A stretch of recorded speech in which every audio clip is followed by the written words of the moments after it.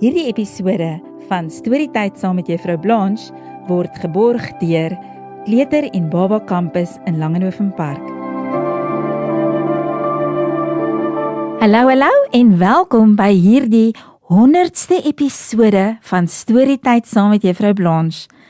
Saam met die goeie nuus is daar ook 'n bietjie slegte nuus, want dit is ons laaste episode van Storytyd saam met Juffrou Blanche. Ek hoop julle het dit so baie geniet, soos wat ek dit geniet het, om daar in jou kamer of in die sitkamer by jou te kom kuier om vir jou stories te vertel. Nou vandag se storie se naam is Boeke vir Bixie en dis geskryf deur Estelle Madedou. Bixie is 'n baie nuuskierige beertjie. Elke dag wanneer mamma beer nie kyk nie, glip hy uit om die wêreld buite die grot te gaan verken. 'n Paar dae al sien hy 'n klein dogtertjie wat elke dag op die groot klip in die son kom sit en lees. Voordat sy huis toe gaan, bære sy haar boeke in 'n groot rietmandjie agter die struik met die pink blommetjies. Toe die dogtertjie weg is, sluip Bixie nuuskierig nader om in die mandjie te loer waarvan sy so baie hou. Die hele mandjie is vol boeke. Hy tel een op en bekyk dit van voor tot agter.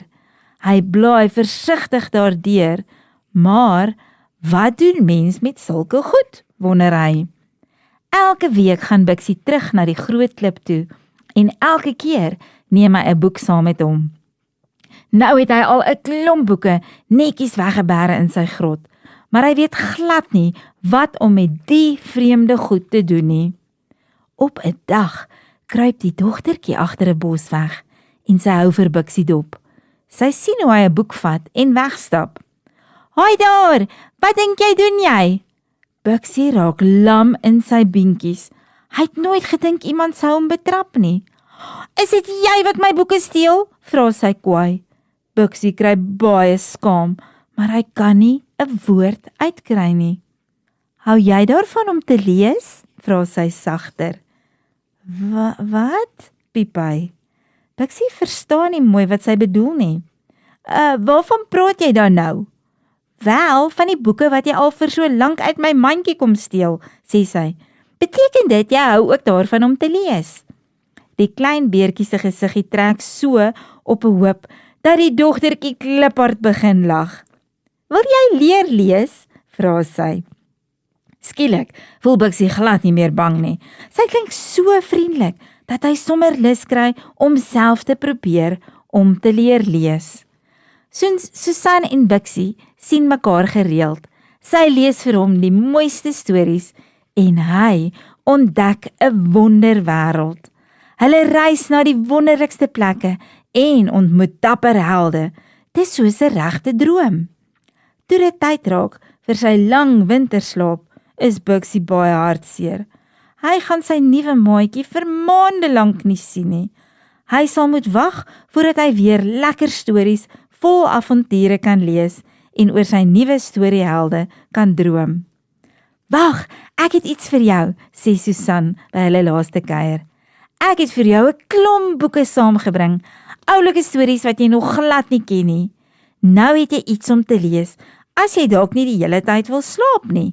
En ek beloof, ek sal in die lente terug wees, net soos altyd." Bixie is baie bly. Hy is so gelukkig. Hy voel sommer lus vir sing. Versigtig skuif hy Susan se pakkie onder sy poot en glimlag dankbaar. En toe draai hy om en groet, voordat hy gaan inkruip vir sy lang slaap. En dalk, net dalk, lees hy selfs in sy drome.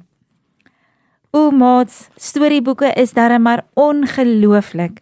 Julle moet asseblief nooit ophou stories lees nie en laat mamma en pappa vir julle ook elke aand steeds 'n storie vertel.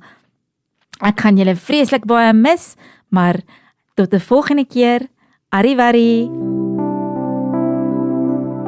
Hierdie Storytyd saam met Juffrou Blanche was geborg deur Kleuter en Baba Campus in Langenhoven Park.